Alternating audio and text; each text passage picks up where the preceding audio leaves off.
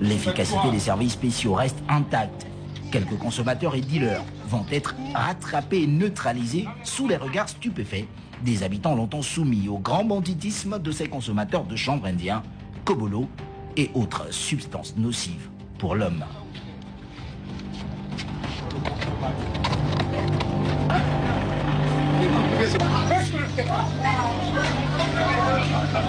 La poursuite des recherches sur le terrain conduira à la découverte d'un réseau Wi-Fi et des caméras de surveillance installées depuis une habitation à moins de 20 mètres du lieu de consommation. Et la présence du procureur de la République sur le terrain permettra de saisir les propriétaires bien qu'absents au moment de cette descente.